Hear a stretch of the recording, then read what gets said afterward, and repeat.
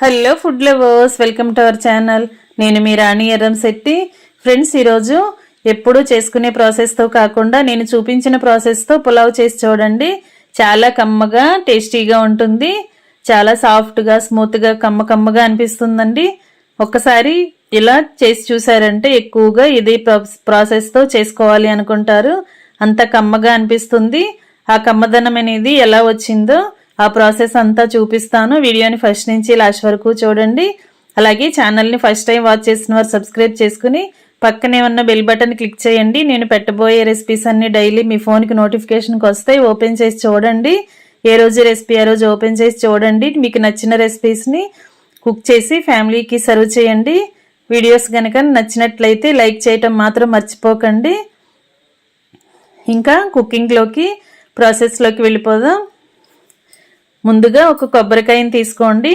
ఈ కాయ అనేది మరీ ముదురుగా ఉండకూడదు, మరీ లేతగా కూడా ఉండకూడదండి. ఇలా పగలకొట్టి తీసుకోండి. ఈ విధంగా ఉండాలి. దీనిని చిన్న చిన్న ముక్కలుగా కట్ చేసి తీసుకోండి. కొబ్బరి ముక్కలు అనేవి కొంచెం ఎక్కువగా ఉన్నా కూడా రైస్కి టేస్ట్ అనేది బాగుంటుంది. ఈ ముక్కలన్నీ కూడా శుభ్రంగా కడిగిన తర్వాత మిక్సీ జార్లోకి వేసుకుని బాగా గ్రైండ్ చేయండి. కొంచెం నలిగిన తర్వాత వాటర్ అనేవి యాడ్ చేయండి. ముందుగా వాటర్ ఏమీ లేకుండా గ్రైండ్ చేసిన తర్వాత బాగా నలిగిన తర్వాత మాత్రమే వాటర్ పోసుకుంటూ గ్రైండ్ చేయండి. మీకు ప్రాసెస్ చూస్తే అర్థమవుతుంది కదా. కొబ్బరి పాలతో పులావ్ చేసి చూపించబోతున్నాను. చాలా కమ్మగా అనిపిస్తుంది. వీడియో స్కిప్ చేయకుండా చూడండి. ఇలా గ్రైండ్ చేసుకున్న కొబ్బరి పాలన్నీ కూడా స్ట్రైనర్తో ఒక గిన్నెలోకి వడగట్టి తీసుకోండి. ఇలా జల్లెడతో అయినా వడగట్టుకోవచ్చు, లేదంటే ఒక కాటన్ క్లాత్ ఏదైనా తీసుకుని దానిలోకి ఈ కొబ్బరి పాలన్నీ కూడా వేసుకుని బాగా టైట్గా తిప్పుకున్నట్లయితే, గట్టిగా పిండినట్లయితే క్లాత్లో నుంచి పాలన్నీ కూడా ఇలా గిన్నెలోకి వచ్చేస్తాయి. లేదంటే స్ట్రైనర్తో కూడా వడగట్టుకోవచ్చండి. ఈ ప్రాసెస్తో ఇంకొకసారి వాటర్ పోసుకుని కూడా గ్రైండ్ చేసి తీసుకోవచ్చు. కొబ్బరిపాలు పక్కన పెట్టుకున్నాం కదా. ఇప్పుడు ఒక గిన్నెలోకి 2 గ్లాసుల బియ్యంతో బాస్మతి రైస్తో పులావ్ అనేది చేసి చూపించబోతున్నాను. ఈ గ్లాస్తో బియ్యం కొలుచుకున్నాం కదా, ఈ గ్లాసుని పక్కన పెట్టుకోండి. దీంతోనే మనం మళ్ళీ వాటర్ అనేది కొలుచుకోవాలి. ఇప్పుడు బియ్యం నిండా వాటర్ని పోసుకుని 2 సార్లు బాగా కడగండి. కడిగిన తర్వాత ఇంకొంచెం వాటర్ యాడ్ చేసుకుని మూత పెట్టుకుని పక్కన పెట్టండి. ఒక 10 నిమిషాలు నానితే సరిపోతాయండి. ఎక్కువగా నానాల్సిన పని లేదు. ఇప్పుడు తాలింపులోకి గరం మసాలా దినుసులు రెడీగా పెట్టుకోండి.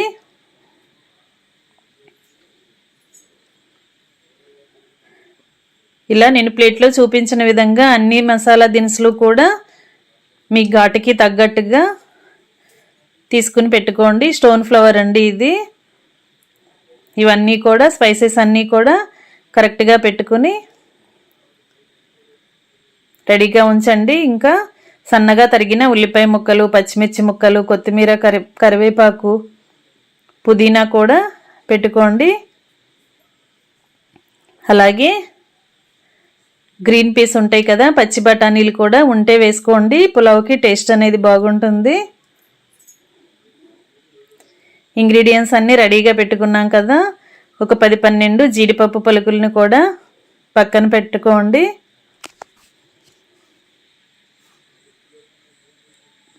క్యారెట్ ముక్కలు కూడా ఉంటే వేసుకోండి, లేకపోయినా కూడా చేసుకోవచ్చు. కుకింగ్ స్టార్ట్ చేద్దాం. స్టవ్ ఆన్ చేసుకుని రైస్కి తగిన పాత్ర పెట్టుకోండి. 2 టేబుల్ స్పూన్లు ఆయిల్ వేసుకుని 1 టేబుల్ స్పూన్ నెయ్యి వేసుకోండి. నెయ్యి బాగా కాగిన తర్వాత, ఆయిల్ కాగిన తర్వాత హోల్ గరం మసాలా దినుసులన్నీ వేసేసుకోండి. ఇవి కొంచెం ఆయిల్లో చిటపట్లాడిన తర్వాత సన్నగా తరిగిన ఉల్లిపాయ ముక్కలు వేసుకోండి. క్యారెట్ ముక్కలు, పచ్చిమిర్చి చీలికలు వేసుకోండి. ఆనియన్స్ని ఇలా నేను చూపించిన విధంగా పొడవుగా కట్ చేసుకోండి.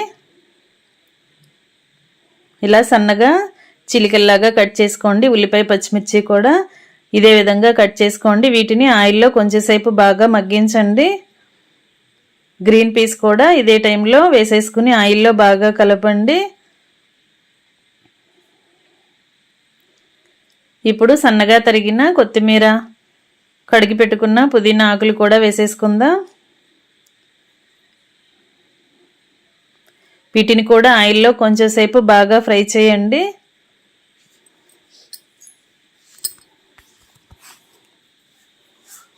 ఈ విధంగా ఫ్రై అయిన తర్వాత ఆనియన్స్ బాగా సాఫ్ట్గా మగ్గిన తర్వాత 2 టేబుల్ స్పూన్లు అల్లం వెల్లుల్లి పేస్ట్ కూడా వేసుకుని అదంతా కూడా ముక్కల్లో కలిసేంత వరకు బాగా కలుపుతూ పచ్చివాసన పోయేంత వరకు ఫ్రై చేయండి.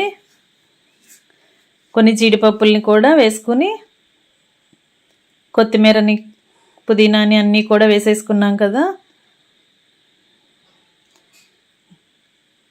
కరివేపాకులు కూడా వేసుకుని ఇవన్నీ కూడా ఆయిల్లో బాగా ఫ్రై చేద్దాం.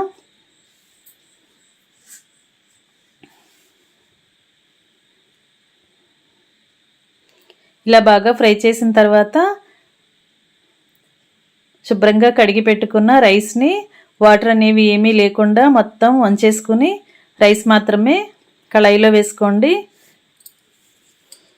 ఇలా ఆయిల్లో వేసుకున్నాం కదా, 1 నిమిషం పాటు రైస్ని ఆయిల్లో కలిసేంత వరకు బాగా కలపండి. ఆయిల్ అంతా కూడా రైస్కి పట్టేంత వరకు కొంచెం కలుపుకోండి. రైస్ వేసిన తర్వాత గరిటెతో ఎక్కువ సార్లు కలిపామంటే రైస్ అనేవి విరిగిపోతాయండి, ముక్కలుగా వచ్చేస్తుంది రైస్ అంతా కూడా. ఒక్కసారి లైట్గా కలిపిన తర్వాత మనం వడగట్టుకుని పెట్టుకున్న కొబ్బరి పాలను చూద్దాం. మనం ఏ గ్లాసుతో అయితే రైస్ని కొలుచుకున్నామో అదే గ్లాసుతో కొబ్బరి పాలను కూడా కొలవాలి. 2 గ్లాసుల రైస్ వేసాను కదా, 3 గ్లాసులు కొబ్బరి పాలు, 1 గ్లాస్ వాటరు తీసుకోవచ్చండి. లేదంటే 4 గ్లాసులు కూడా కొబ్బరి పాలతోనే మనం చేసుకోవచ్చు. 1 గ్లాస్ బియ్యానికి 2 గ్లాసుల వాటర్ పోసాను, అంటే 2 గ్లాసుల బియ్యానికి 4 గ్లాసుల కొబ్బరి పాలు పోసాను. టేస్ట్కి సరిపడా సాల్ట్ వేసుకుని 1 tablespoon garam masala, 1 teaspoon biryani masala వేసుకోండి. 1-2 టేబుల్ స్పూన్లు నెయ్యిని కూడా యాడ్ చేసుకుని మనం వేసిన మసాలాలన్నీ కూడా కొబ్బరి పాలలో కలిసేంత వరకు గరిటెతో బాగా కలపాలి. కొంచెం కొబ్బరికాయ పెద్దగా ఉన్నది తీసుకున్నట్లయితే మనకి కొబ్బరి పాలు అనేవి ఎక్కువగా వస్తాయండి. దానిని బట్టి రైస్ అనేది కమ్మదనం అనేది వస్తుంది. ముందుగా మనం కొబ్బరి పాలను కొలుచుకుని తర్వాత వాటర్ని చాలకపోతే యాడ్ చేసుకోవచ్చు. ఇలా బాగా ఉడికిన తర్వాత మధ్యలో ఒకసారి మూత తీసుకుని చూసుకోండి. రైస్ అంతా కూడా చక్కగా మగ్గింది కదా. ఒకసారి మనం గరిటెతో లోపల ఉన్న రైస్ని పై వైపుకి వేసుకోండి, పైన ఉన్న రైస్ని అడుగుకి వేసుకోండి. ఇలా గరిటెతో ఒకసారి కలుపుకుని మూత పెట్టుకుని 2 నిమిషాలు బాగా మగ్గించండి. వాటర్ అన్నీ కూడా ఎగిరిపోయి పొడి పొడిలాడుతున్నట్లుగా వచ్చిన తర్వాత స్టవ్ ఆఫ్ చేసుకోవటమే. ఇంకా రెడీ అయిపోయిందండి. చాలా కమ్మగా టేస్టీగా ఉండే కొబ్బరిపాల పులావ్. సర్వింగ్ బౌల్లోకి తీసుకుని ఫ్యామిలీకి సర్వ్ చేసుకోవటమే. ఇలా వేడివేడిగా ఉన్న రైస్ని పిల్లలకి, ఫ్యామిలీకి సర్వ్ చేస్తే వారికి చాలా బాగా నచ్చుతుంది.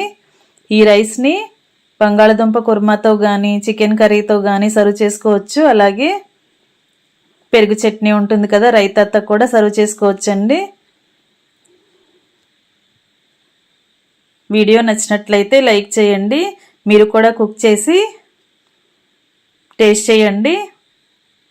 ఛానల్ని ఫస్ట్ టైం వాచ్ చేసిన వారు సబ్స్క్రైబ్ చేసుకుని పక్కనే ఉన్న బెల్ బటన్ క్లిక్ చేయండి. నేను పెట్టబోయే రెసిపీస్ అన్ని డైలీ చూడండి. వీడియోస్కి లైక్ చేసి ఛానల్ని ఫాలో అవ్వండి. సింపుల్ ప్రాసెస్తో టేస్టీ రెసిపీస్ని చూపిస్తాను. అవన్నీ కూడా మీ అందరికీ నచ్చుతాయి. మరొక రెసిపీతో మళ్ళీ కలుద్దాం. Thanks for watching. నేను మీ రాణి ఎర్రంశెట్టి.